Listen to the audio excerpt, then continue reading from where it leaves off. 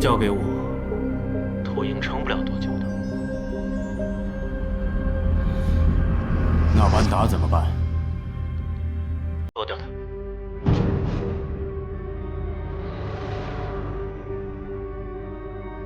好的，老板。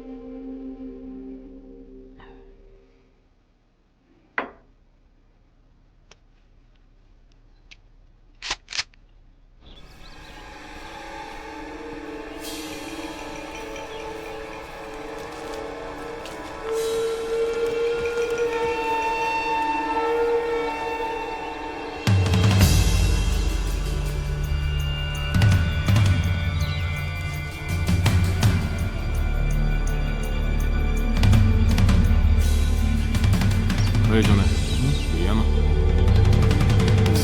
我没带。哎呀，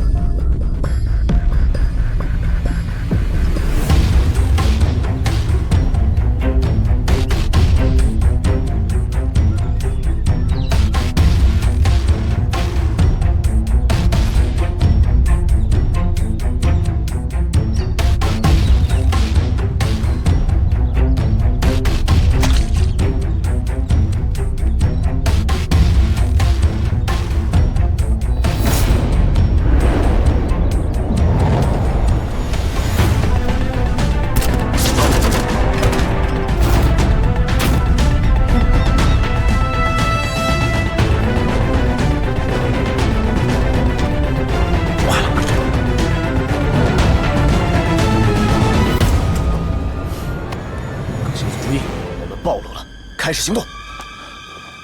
志勇，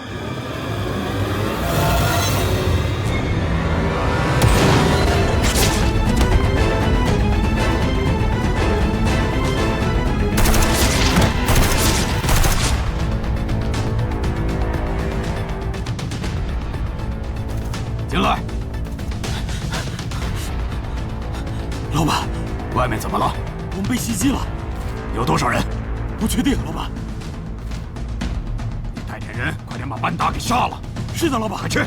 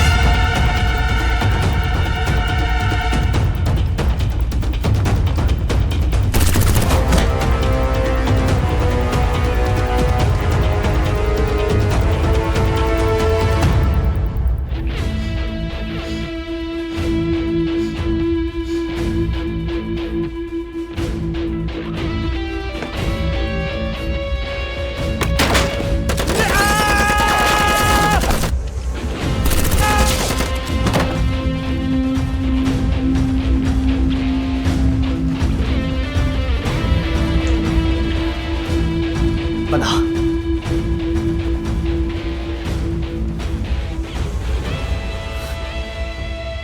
班达，班达，班达，班达，班达，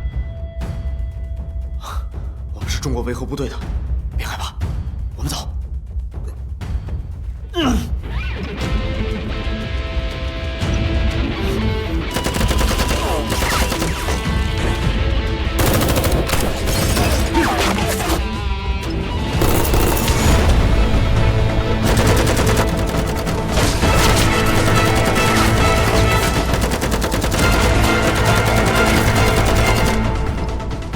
抓住他们！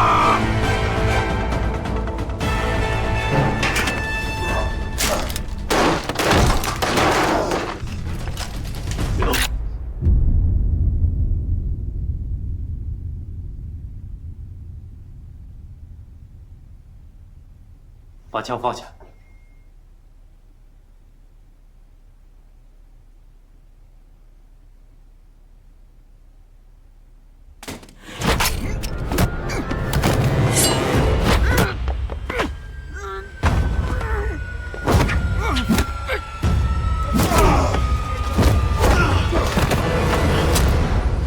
你要再动的话，我就开枪了。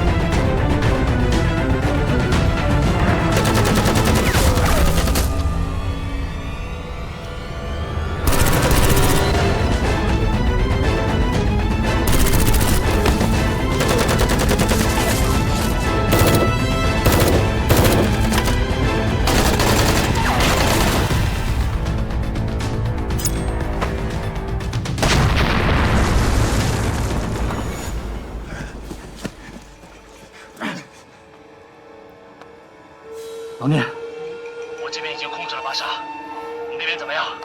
我们已经找到班达了，但敌人太多，需要点时间。好，我知道了，我先把巴沙送出去，一会儿就过来支援你。等着我。收到，收到。走，快！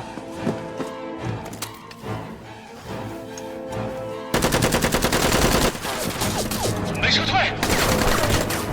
收到。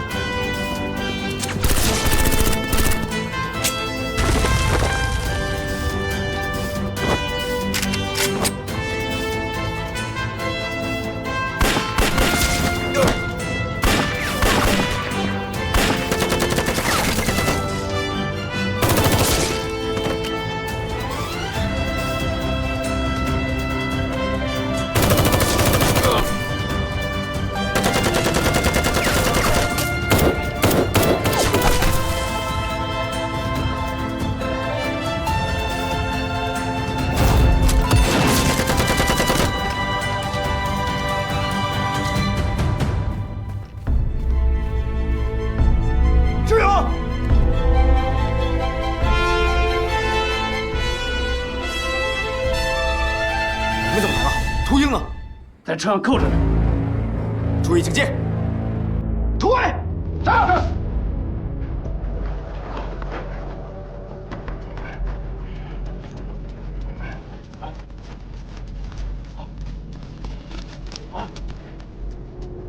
老毕，到。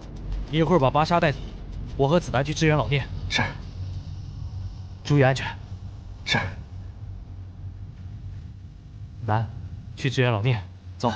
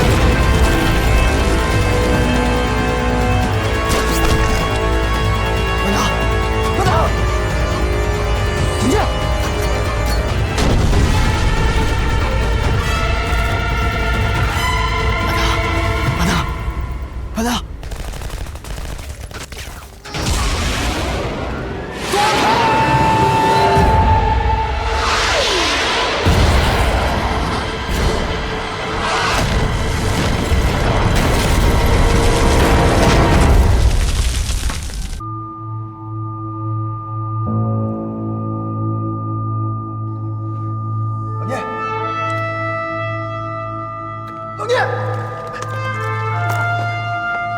老聂，老聂！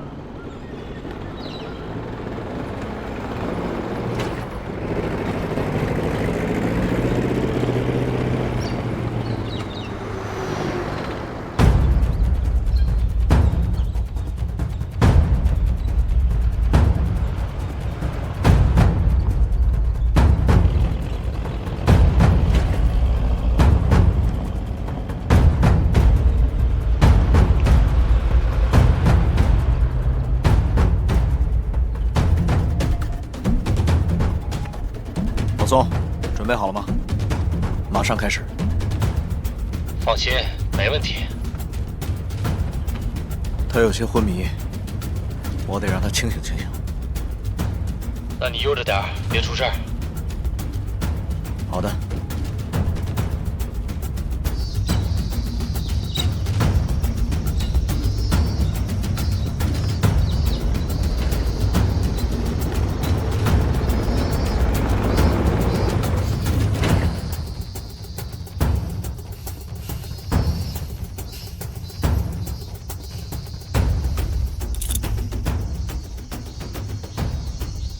安士顿是谁？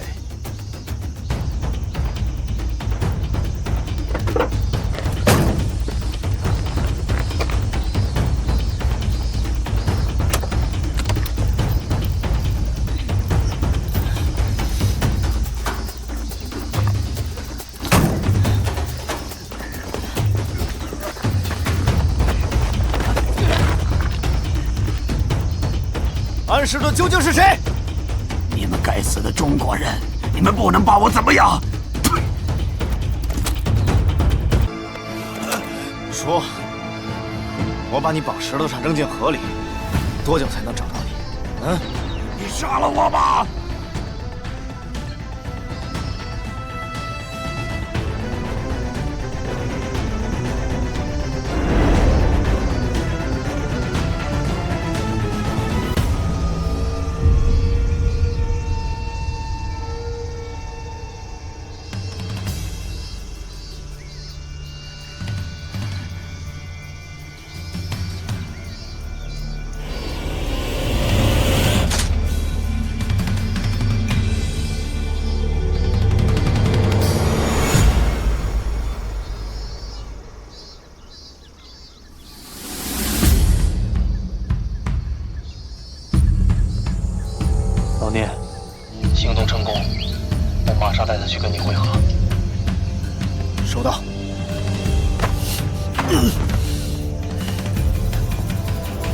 走，老宋，你也是谁啊？我已经把照片给牧羊传过去了，他是阿明卫队的队长，叫德鲁。阿明，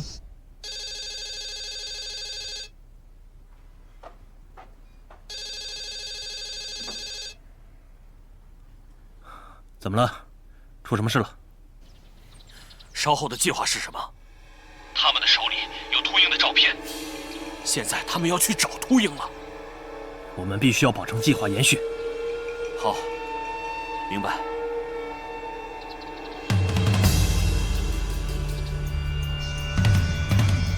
这条鱼可不小。我已经跟营里汇报过了，营里说赶快把他带回去。欧阳女士也会出面跟鲁尔沟通的。好，上车吧。走，走。哎，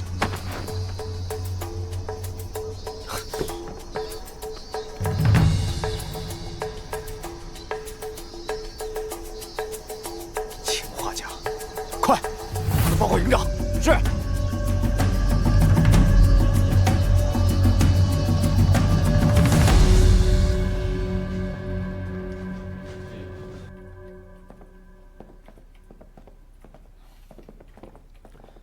营长，教导员，来了，坐。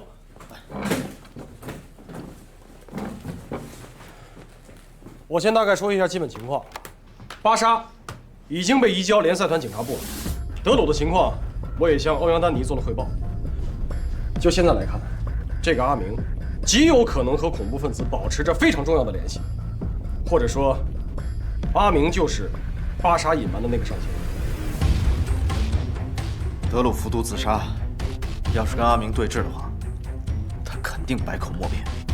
没有证据，说什么都没有用。鲁尔不会相信的。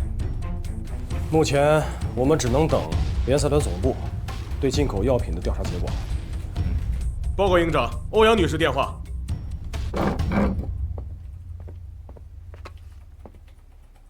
欧阳女士，什么时候的事儿？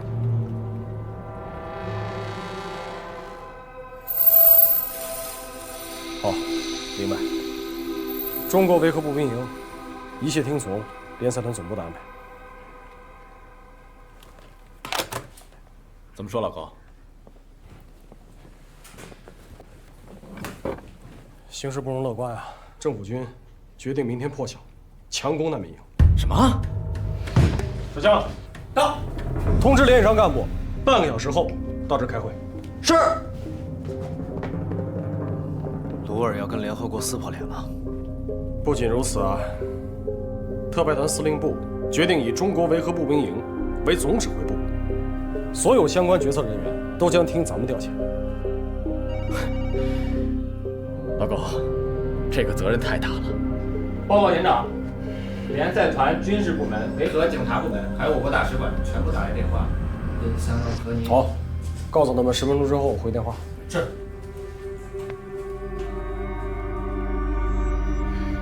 现在最直接的问题是保护好难民。昨天下午，鲁尔下达第175号命令，宣布丹城全面戒备，封锁道路，并且有目击者称，他们看到很多坦克出入，并且有大量的政府军进入丹城。而且今天0时，丹城开始实施空中管制，除政府军飞机以外，所有飞机禁止飞行。为了广大民众的安全，请不要肆意外出。下面请看现场传来的报道。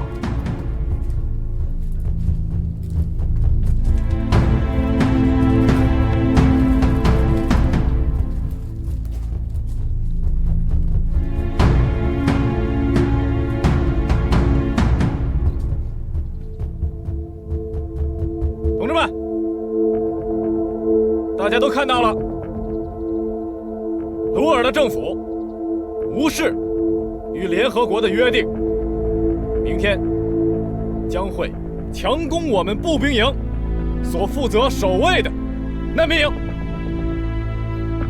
下面，请营长传达上级给我们的命令。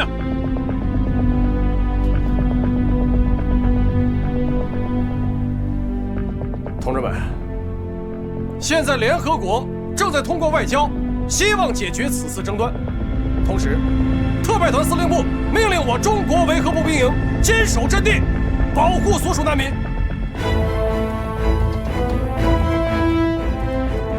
全体都有命令！各连长、特战队带领所属人员构筑防御工事，保障人员备齐器材、食材，今晚连夜备战。是。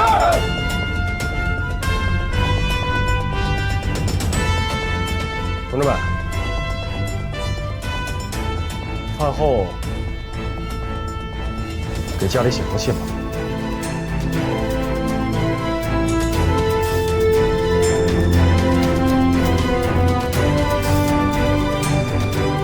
保证完成任务！保证完成任务！保证完成任务！保证完成任务！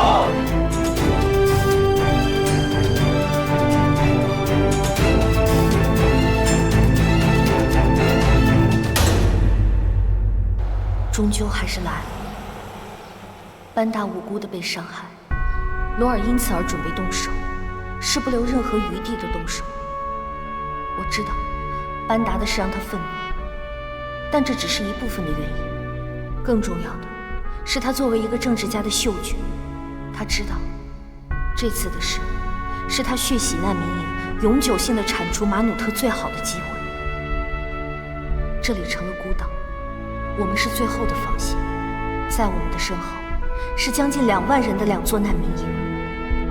这其中可能会有罗尔所谓的叛军势力浑水摸鱼冒出难民，但绝大多数人都要因此而成为陪葬，也包括我们这支唯一守卫力量。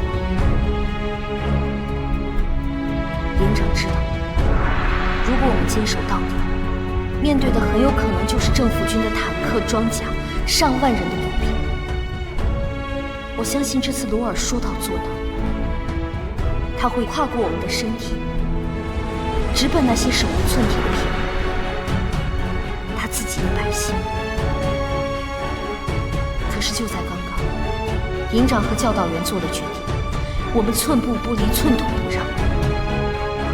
可我是真的害怕了。无论我们的意志多么强大，我们的准备多么充分，可这种害怕是源于我们不能攻击，只能自保。这是我们从未想象过的情景。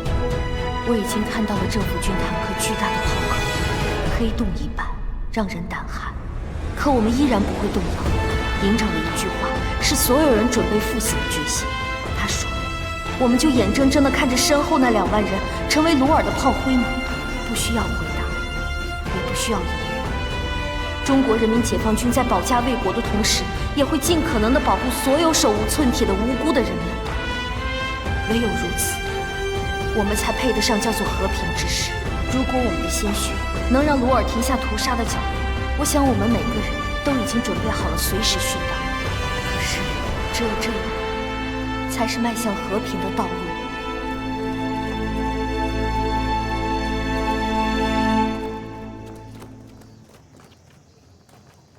真没想到啊，在这种时候还能有时间跟你单独走走路。唉，我是没想到，塞利亚政府真的敢跟联合国动手。放心，丹妮，我虽然没当过兵，更没打过仗，但是如果今天真的有什么事情发生的话，我老郭一直会在你身边陪着。我是身焦灼的土壤，爱慕天日的奔忙，一眼间荒草疯狂生长。这么多年，我到哪儿你都跟到哪儿，你的心意我都懂。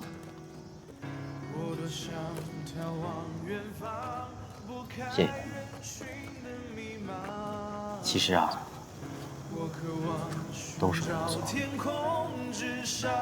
自从离婚那天起，就是我的错。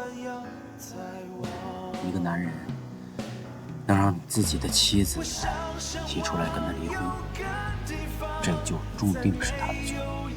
所以，我要用我的一生去弥补这个错。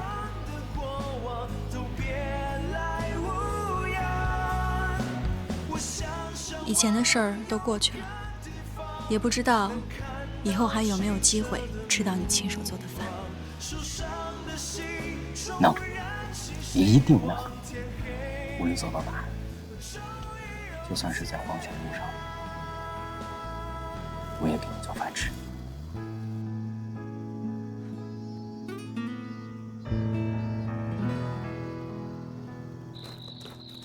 高营长，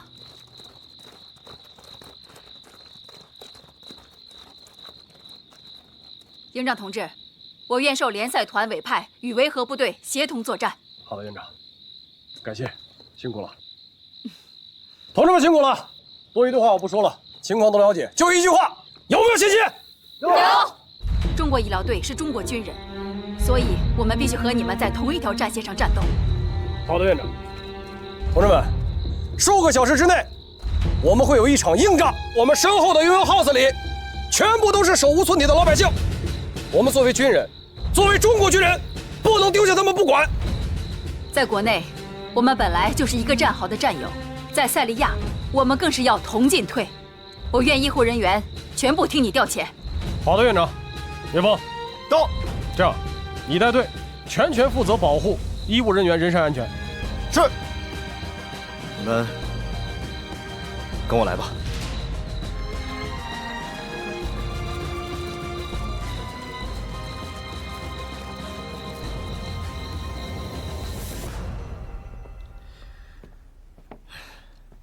会开枪吗？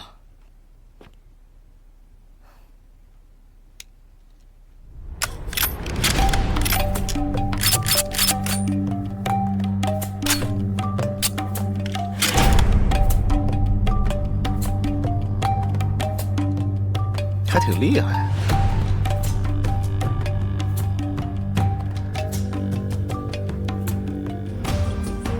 留着防身吧。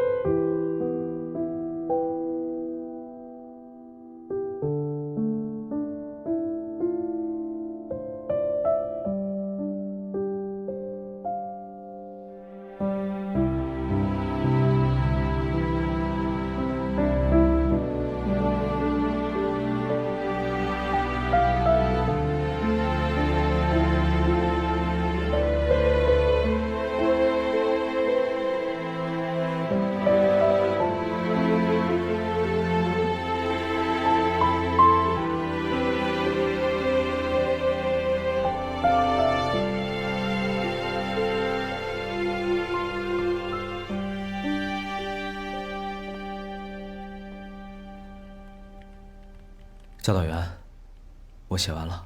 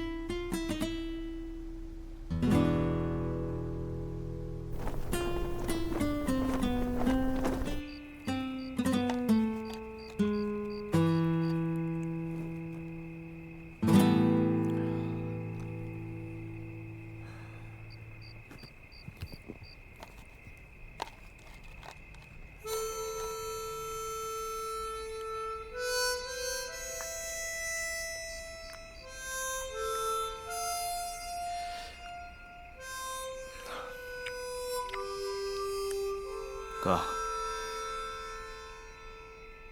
我心里有句话，一直都想跟你说。不用说。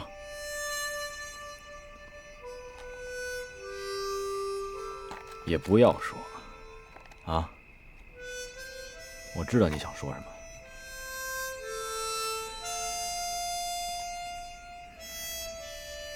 得说。要不我自己过不去那个坎儿。你个大小伙子，20多岁，什么坎儿不坎儿的？73、84那才叫坎儿呢。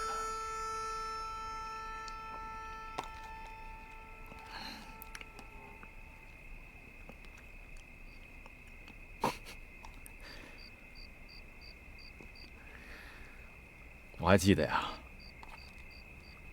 我刚把你从那个废墟里刨出来的时候，也这德行。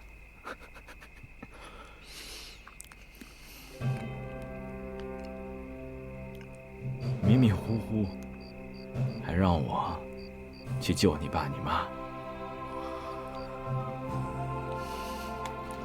你是个孝顺孩子。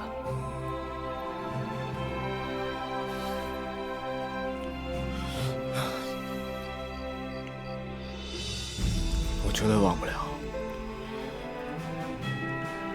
08年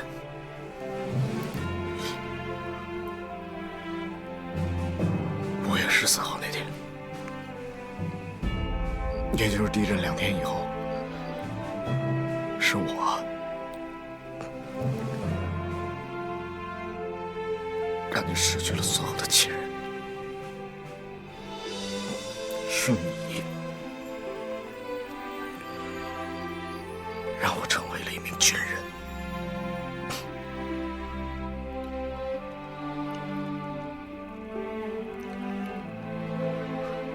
我这辈子我都还不起。怎么还没完没了呢？我和你说，聂风，我是中国人民解放军，救你是我的职责。不管是谁，那个时候我都会去救。聂风，你呀，你不要因为这件事情而内疚。对于我家人的死，谁都无能为力，和你没有任何关系。有，你这孩子就是轴。聂风，我告诉你，我挺知足的。我至少，我见了我亲人的最后一面，我至少把他们给安葬在我给他们选的墓里。你想想有多少人，几万人，自己亲人都不知道在哪儿。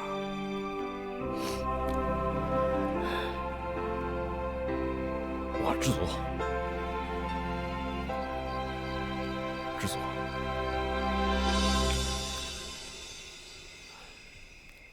要照你这么说，我也知足。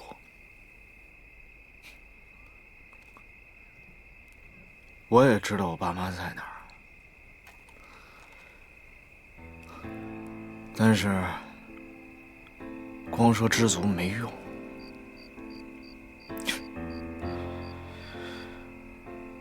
你是个孤家寡人，我是个孤儿，这是不争的事实。所以说，哎，我问你，谁是孤家寡人？你呀，我是吗？对，我有你呢。谁说你是孤儿啊？你有我呢。我告诉你，聂风，要学会放下。10年了，我看着你慢慢的从一个大男孩，一点一点的，有点老爷们样了。一点一点的，从莽撞少年变成一个稍微有点沉稳的男人了。我很开心，我很知足。你放下挺多的了，但是对我这个对不起这3个字，你怎么就放不下呢？咱俩就是伴儿。你替我家那6口活着呢，我就替你爸你妈活着呢。对，咱俩就是伴儿。这遗书啊，不是给别人写的，咱俩是给对方写的。为什么什么都没写啊？因为都知道对方想写什么。古时候有很多的无字碑，咱俩就给他来一个白纸的遗书。对，但是话说回来啊，哥，你呢，给了我这条命，我来到塞利亚，来到这个地界上，我就是要用你给我的命，保护更多人的命。即使这个情我还不起了，但是我心里舒坦。那么多战士，每天看着你这样，都不知道为什么对我这么好。我也跟谁都没解释过，但是我心里只有一个想法：不能白下了你给我的这条命。好，那明天咱们就要活一起活，要死啊一起死，要活一起活，要死不能一起死。你可记住了啊！大事上都听你的，小事上你得听我的。咱们明天真要是动起手来，你就得站在我后面。你知道为什么吗？你听我说，你不要跟我犟。你站在我后边的主要原因就是，如果我真的要是牺牲了，你得替我活着，你知道吗？如果我们都平安，那就一起醉一场。我答应你，明天我一定冒你后边，行了吗？行，来，咱俩干一个，用花生米，来，干一个，一言为定啊！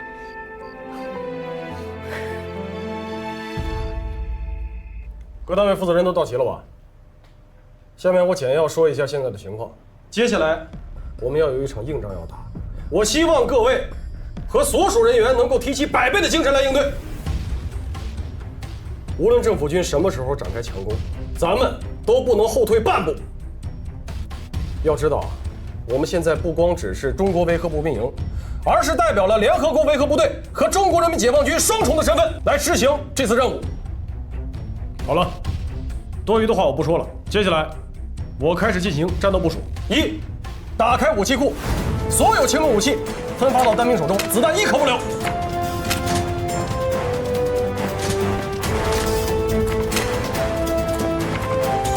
2，所有人员按照作战计划进行详细的部署，东西两面由1连负责，南北两面由2连负责，是否明白？明白。好，第3，营区所属的医院全员上阵，随时准备战地救援。说到这儿，我强调一点，所有战斗分队的人要务必保护好医护人员，是否明白？明白。第4，后勤保障分队炊事班要切实做好后勤保障工作，兵马未动，粮草先行，要明白你们所担负任务的重要性。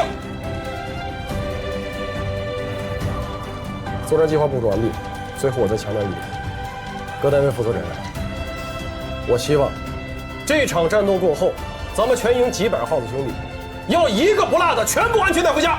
完毕。保证完成任务。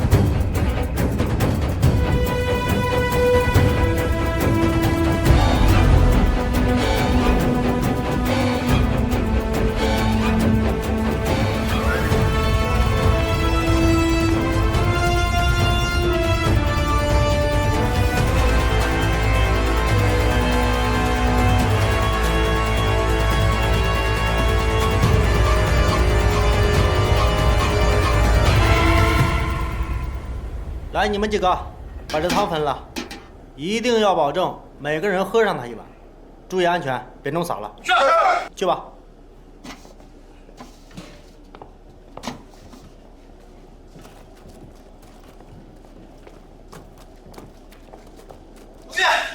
快！啊，给我口水喝！这设防射了我一肚子沙。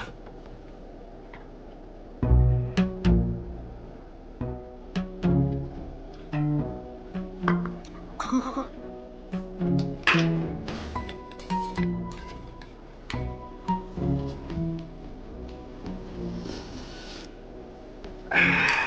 想了，大郎。外面都火烧眉毛了，你们还有功夫跟我扯闲淡？太年轻，不要着急上火。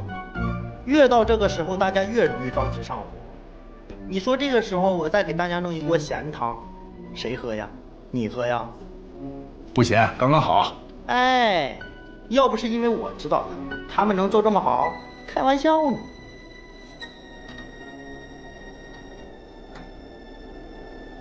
我知道了，你是不是就用这锅汤？嫂子。别提了，闹掰了。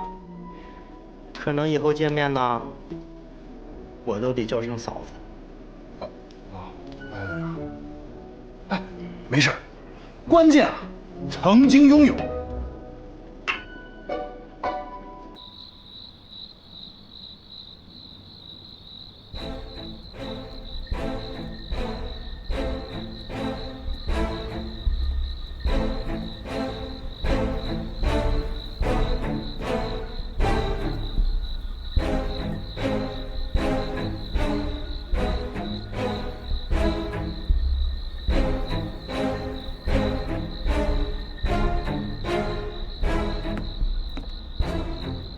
指导员，怎么样？怎么样？有什么情况吗？一切正常。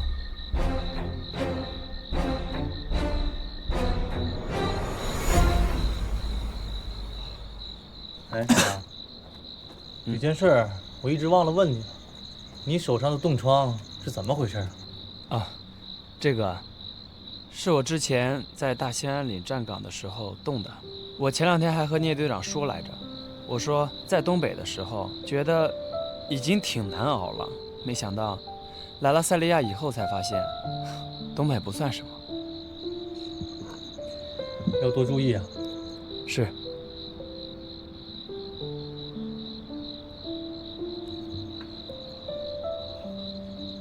景阳，你怎么了？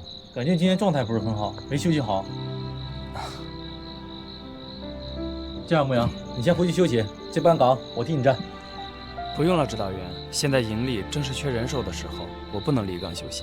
你放心吧，现在是我轮班调整时间，没事的，我帮你站。指导员，你别说了，听我的，这是命令，去吧。是，谢谢指导员。去吧。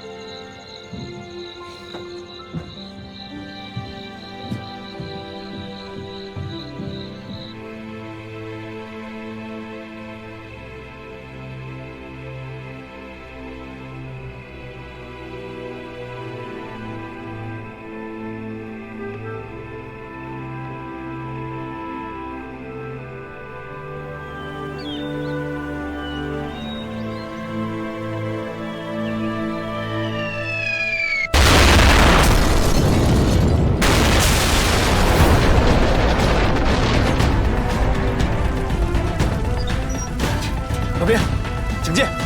我去救火，你小心！全体都有！政府军已经开始冲击我们的外围防线了，榴弹也已经落入我们的营地。步兵营所有战士迅速各就各位，加强警戒，死守营地，绝不能让政府军踏进我步兵营半步。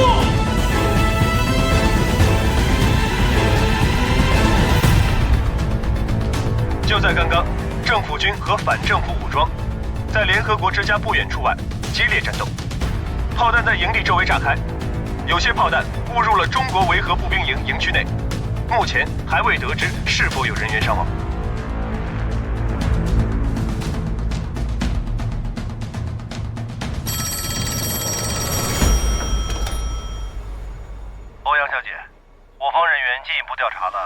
顿名下的瑞士银行账户，发现了多笔转入丹城本地银行的转账，其中几笔数额较大。经过调取此前的监控录像，我们发现取款人正是塞利亚恐怖分子巴沙。也就是说，安士顿的确是巴沙的上线。现在就将所有的证据传给鲁尔总统，并请对方在收到证据以后立刻回电给我。明白了。哦，还有，等一下，请继续调查，直到明确安士顿的真实身份。好的。好。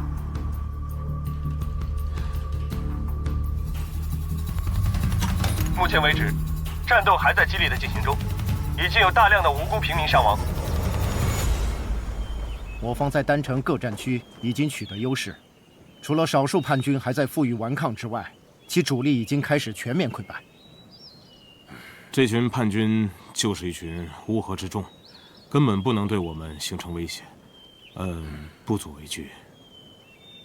好的，明白，你们去吧。好的。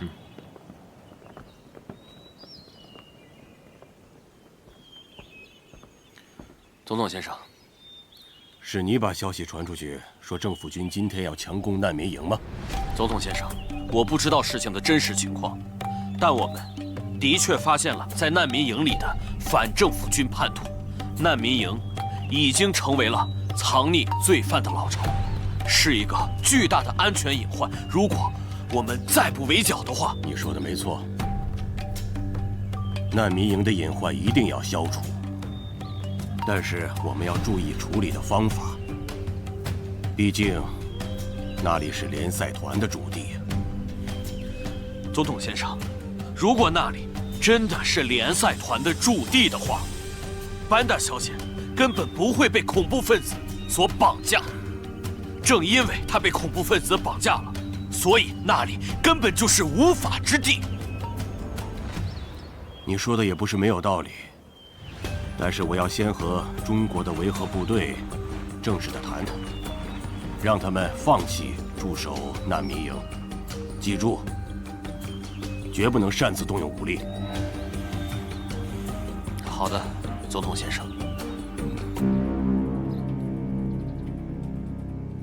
看这个5号地狱和这个。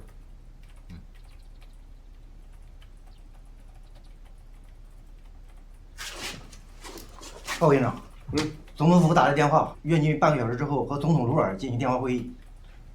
好，我准时参加。是。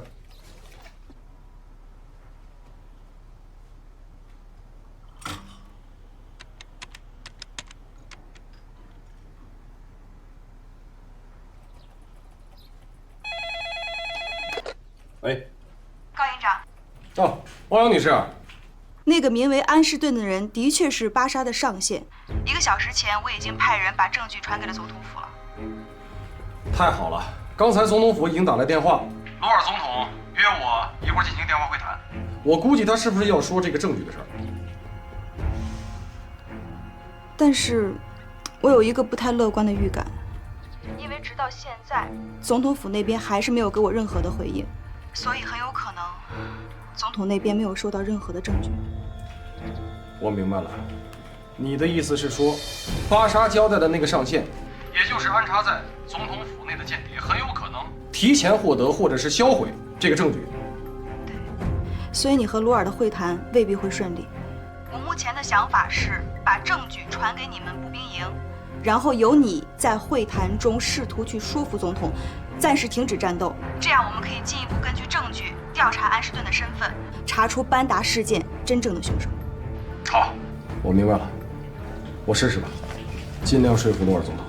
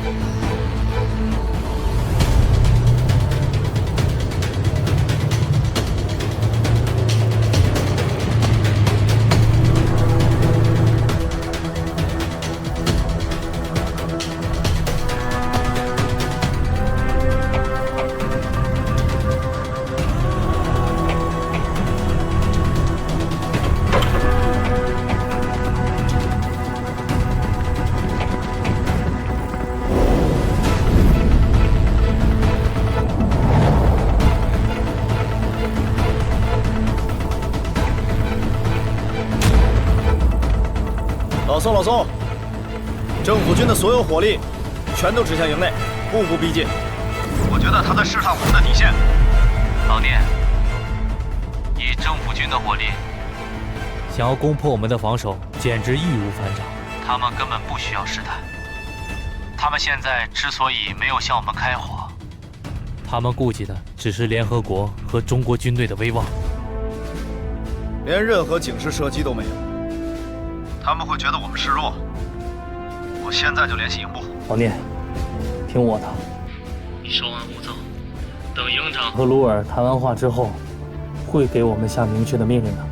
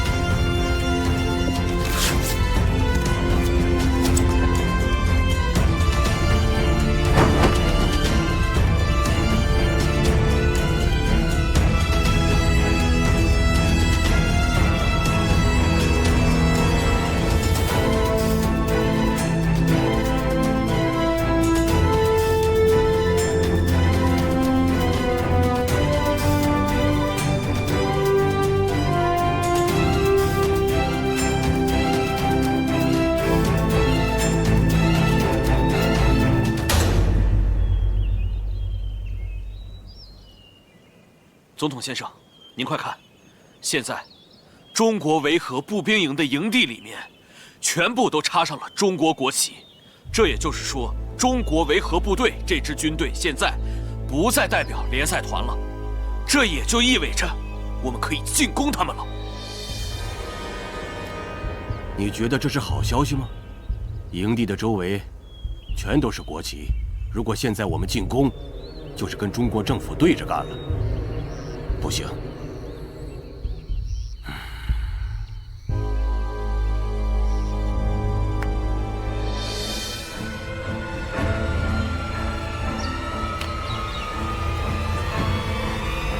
别动！别动！别动！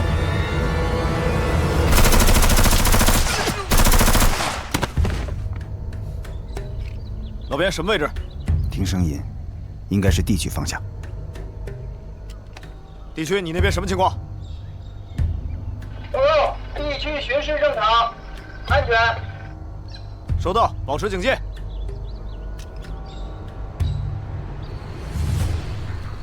你好，高营长。总统先生，我打给你只有一个目的，就是明确告诉你们，你们不要挡在政府和国家叛徒之间，这样做毫无意义。所以，我郑重地奉劝你们，不要成为无谓的牺牲品。总统先生，恕我直言，您所说的那些国家叛徒都是手无寸铁的妇女和儿童。况且，我们守卫难民营是中国维和步兵营驻守塞利亚的职责，更是对联合国的承诺。我们不能因为您的一句话就放弃。班达走进难民营时，他不也是踏上了你们中国维和部队的领地吗？你们保护好他了吗？你还好意思跟我谈承诺？总统先生，我正要向您说班达绑架的事情。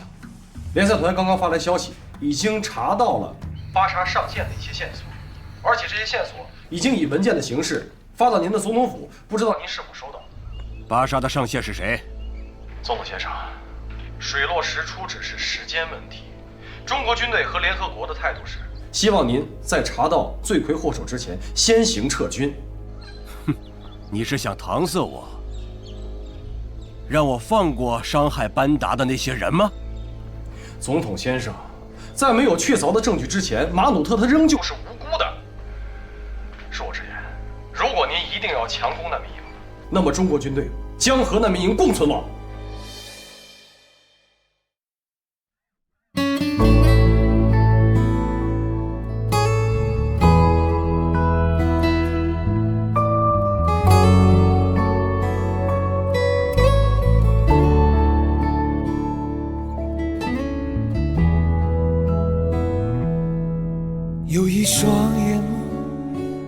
下的泪淹没了星河，看暴雨滂沱，无声守望着。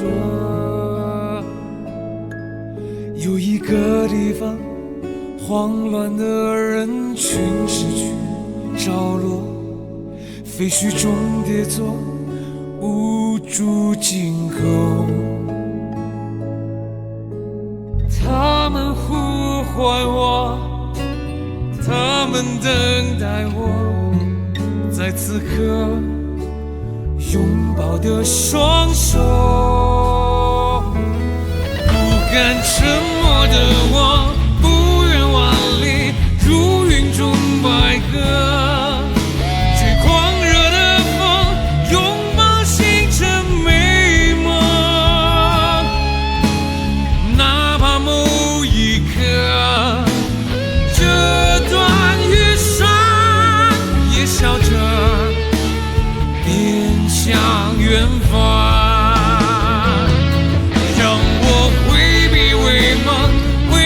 摘下蓝天里的红，让每次仰望都能拥有晴空，勇敢向前方，抚慰创伤，永远的蓝天里的红，让我挥笔为梦，微笑摘下蓝天里的红，让每次仰望都能拥有晴空，勇敢向前方，抚慰创